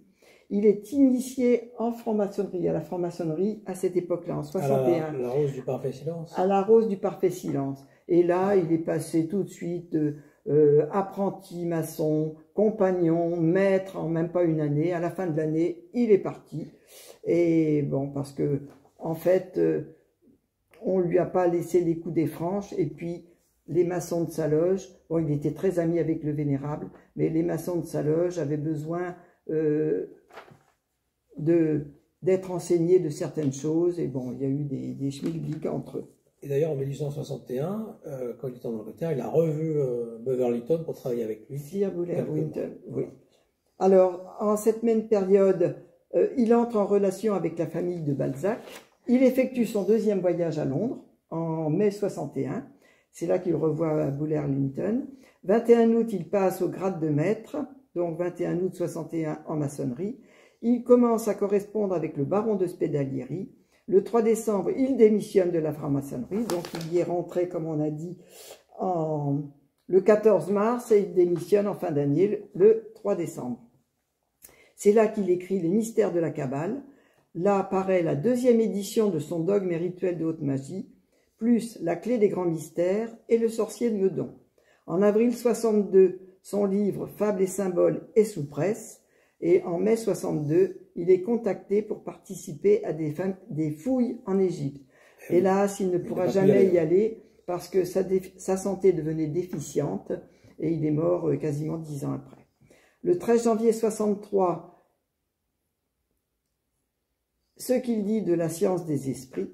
Et en 64, il va habiter 102 boulevard de Montparnasse et en mai au 155 rue de Sèvres, ce qui sera sa dernière habitation. Et c'est là que Christian a retrouvé quelques vestiges de l'immeuble dans lequel il habitait. 25 janvier 65, il obtient la nullité de son mariage. Il écrit pour le dictionnaire Larousse. En juin, il reçoit une étrange visite Capella. Madame de Balzac lui offre un livre de son mari, parution du dernier livre de son vivant, La science des esprits. Ça, c'est le dernier livre de son vivant. Et on arrive déjà à 1866, où sa chère amie Madame de Balzac décède à son tour. En janvier 67, il se brouille à nouveau avec Eugénie Chenevier et son fils naturel. En juin 68, il achève les 2 premières parties du Grand Arcane. Et il achève aussi les clés majeures et clavicules de Salomon. Ce sont les clés, en fait. Oui. Les clavicules. Bien sûr, la clavicule, le mot clavicule veut dire clé. Parce qu'en fait, ça correspond, donc, les 22 clavicules de Salomon, aux 22 tablettes de Thoth aussi. Et 1869, sa santé devient de plus en plus précaire. Il écrit quand même Les portes de l'avenir. En 1871, c'est la guerre. Il est garde national à Paris. En juillet, il part pour l'Allemagne, à Cologne, chez son élève Marie Gebhardt. Encore Victor Hugo aussi. Oui, après je le dis. Et en novembre, il finit d'écrire Rimes et raison. En 72, sa maladie s'aggrave. Il continue à donner des leçons. En 73, il écrit La religion de la science, l'Évangile de la science. Et c'est à ce moment-là qu'il fit la connaissance de Victor Hugo, qui lui a été exilé, comme on le sait. Charles Revel commence le tableau représentant Eliphas. Et en 74, très pauvre et malade, il est aidé du comte de Misek, celui à qui il avait écrit le manuscrit La sagesse des anciens. En février, il rompt avec le baron de Spédalieri. Il écrit un deuxième livre, La sagesse des anciens, et le livre d'Abraham le Juif. En 1875, en janvier, il termine le catéchisme de la paix. Il envoie une dernière lettre à son élève Charcot. En avril, il traduit encore la Bible en vers français. Le 26 mai, il a la force de rédiger son testament. Le 31 mai à 14 h, il décède. Et le 2 juin a lieu son service religieux. Et il a été jeté dans une fosse commune, hélas. Voilà. Donc, on n'a rien qui reste d'Eliphas Lévi, hormis ses ouvrages. Bon. Donc, on va essayer peut-être d'apporter un petit résumé de tout ce que nous avons pu échanger, Michael et moi. Et donc, on peut dire que Tout au long de sa vie, Christiane, aidée de son Gérard, car elle n'aurait pas pu réaliser tout ce qu'elle a fait sans son Gérard qui a toujours été à ses côtés pour l'aider, elle a recherché tout renseignement, toute information, tout ouvrage, manuscrit relatif à Eliphas Lévi. Et elle a répertorié tout ce qu'elle a trouvé comme information, classé, argumenté. C'est un éventail très large qui va de sa vie, de ses proches, de ses amis, de ses disciples, des relations d'Eliphas Lévi, à ses engagements dans les articles de presse qui parlaient d'Eliphas Lévi, bref, tout ce qui, de près ou de loin, concernait ce maître qu'elle a choisi comme maître spirituel, à tel point qu'elle a été en osmose avec l'œuvre de cet homme. Elle a été reconnue par la suite comme étant la principale spécialiste d'Eliphas Lévi. Il est vrai qu'elle a accumulé une somme d'informations inimaginables. Bon, la vie de Christiane a fait qu'elle a été obligée de quitter la région parisienne à cause de la santé de son mari. Elle est venue dans le Périgord et après le décès de Gérard, eh bien, elle est venue s'installer à Marmande avec moi et elle a continué les activités du cercle Eliphas Lévi, transformé en cercle d'études du langage sacré à partir du moment où elle est arrivée dans le Périgord. Ce cercle nous a poursuivis également, a continué, devrais-je dire, dans le Marmandais, où Christiane et moi avons donné des conférences dans ce cercle pour justement faire passer un enseignement, faire passer des explications sur l'œuvre d'Eliphas Lévi. Donc, pour connaître l'œuvre d'Eliphas Lévi, Christiane avait fait, dans son cercle, Eliphas Lévi de Paris avait fait des conférences que j'ai fait publier sur le site du cercle d'études du langage sacré que j'ai créé après le décès de Christiane. Elle est décédée fin 2012. En 2014, le site a vu le jour et je continue toujours à faire vivre ce site par des publications, non plus de conférences puisque je les ai mises au maximum, il y en a 56. Il y a des conférences audiovisuelles sur les conférences de Christiane. Comme je l'ai dit précédemment, on peut y entendre sa voix, qui est très importante, et éventuellement les questions et les réponses données par Christiane à la suite de ces conférences. Sur ce site sont publiés également des livres, les livres que nous vous avons montrés en début de séance, et sur le livre de Memphis Misraïm, il faut préciser que le grand-père de Michael m'a fait paraître des textes qui émanent de Pierre Mariel. Pierre Mariel lui avait confié, pendant 3 ans, il lui a confié des informations que Guy a recueillies, manuscrits, et il m'a demandé de les faire publier à la fin du livre de l'histoire des premières loges féminines et de la lutte des sœurs pour l'indépendance de 65 à 81. Donc toute la fin de cet ouvrage, eh bien, sont publiés les degrés de perfection d'après Pierre Mariel. C'est un livre précieux. Donc depuis, le site s'est étoffé également du livre de l'ABC d'Eliphas Lévi. C'est un véritable outil de travail, un livre remarquable qui a fait que Christiane avait fait ce livre-là avant de disparaître, n'avait pas été publié. Je l'ai actualisé parce que Christiane avait utilisé des éditions anciennes. Dans ce livre, elle analyse une dizaine d'ouvrages d'Eliphas Lévi. Elle dit de quelle façon il a été amené à les écrire, dans quelles circonstances. Elle parle de chacun de ses livres. Et ensuite, elle a fait comme un lexique. Elle a relevé des mots, des expressions. Et pour chacun de ces mots et de ces expressions, elle donne les références des pages citées, des livres cités. Elle donne les références des pages pour chacun des livres cités. C'est un travail titanesque. Seule Christiane pouvait le faire. Elle avait une connaissance de l'œuvre d'Eliphas Lévi remarquable. Et ce livre peut servir à tout chercheur, à tout étudiant cherchant à comprendre la pensée d'Eliphas Lévi, qui n'est pas modifié, puisque Christiane a donné les références des livres et des pages dans lesquelles on trouve le mot ou la référence de l'expression qu'elle a relevée dans les livres eux-mêmes. Donc, chaque étudiant, chaque chercheur peut se faire sa propre opinion. Il n'y a pas d'influence quelconque. Chacun se fait sa propre opinion de la compréhension de l'œuvre d'Eliphas. C'est quand même énorme. Qui est très complexe. Hein. C'est complexe. Parce que c'est voilà. l'idée de la force de la lumière astrale, la voilà. magie contre la lumière. Il faut lire voilà. les livres pour comprendre. Tout cela, ça permet de bien comprendre la pensée du maître en retrouvant dans leur contexte ces mots et ces expressions utilisées par Eliphas Lévi. Et également, j'ajouterais, il faut replacer tout cela dans l'époque. Parce que, évidemment, il y a eu une grande évolution qui s'est faite sur le plan sociétal et c'est pas négatif de replonger dans l'univers de l'époque sous l'emprise de l'Église. Il faut aussi le signaler. Alors, donc, le site, je l'ai donné en référence, hein, cercle, trait d'union, langage, trait d'union, sacre, puisque les accents ne sont pas permis, .fr. Voilà, tout y est sur le site.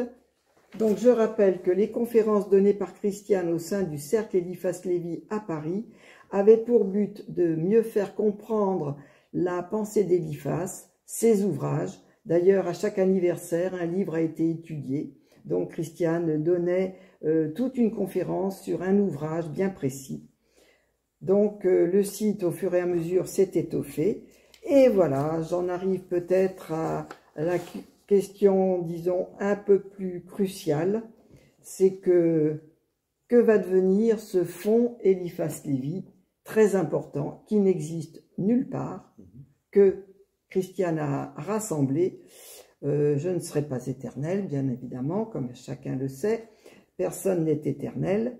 Et donc, ce serait dommage que tout cela disparaisse un jour. Mais avant même que je disparaisse, il y a peut-être quand même quelque chose à faire.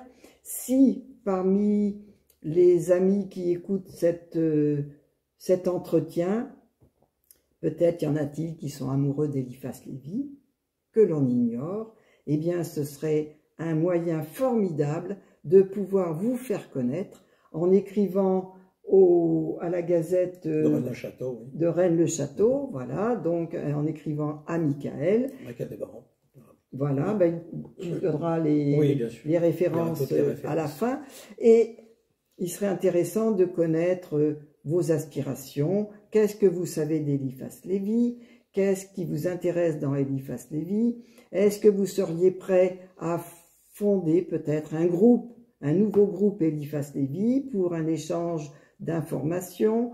Comment vous le verriez? Enfin bref, toute idée, toute suggestion de votre part, ben, ma foi, serait les bienvenues. Et avec tous ces contacts, eh bien, à ce moment-là, on pourrait voir ce qu'il serait opportun d'organiser, de créer, peut-être voire même de se rencontrer pour mettre sur pied ces échanges concrètement et voir ce qu'il est possible de faire même avec les documents qui se trouvent ici rassemblés. Voilà, est-ce qu'il y a-t-il quelque chose d'autre à rajouter, Michael, si ce n'est donner les coordonnées de la Gazette? Oui, mais il y aura tout indiqué. Un téléphone? Il y aura tout indiqué, oui, voilà. sur la Gazette. Et Michael me servira d'intermédiaire pour me contacter, puisque, bon, c'est son... Peut-être vous avez un dernier message à faire passer sur tout cela, sur toute cette œuvre et votre travail. Eh bien, oui, peut-être que les amis qui écouteront ces quelques propos pourraient nous aider à trouver des bonnes idées, des bonnes suggestions, des bonnes solutions pour même le devenir de ces archives. Alors, bien évidemment, il y a le site.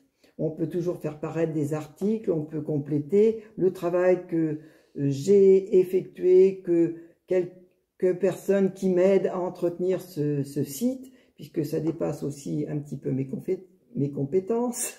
Mais bon, voilà, toute suggestion est bonne et tout espoir est permis. Parce que je pense que Il suffit de vouloir. Il n'y a qu'une seule chose possible. Si on le veut, on peut. Maintenant, il y a des aménagements à faire. La vie n'est pas facile. Tout le monde est très pris. La vie moderne a apporté des bonnes choses, mais aussi un manque de temps. Et c'est le temps qui manque le plus pour tous ceux qui sont en recherche et qui se cultivent sur un plan ésotérique et initiatique. Voilà, donc il me reste à remercier quand même tous ceux qui accepteront de communiquer, simplement, même avec nous, de nous donner leurs expériences, enfin bref, tout ce qui peut leur sembler utile.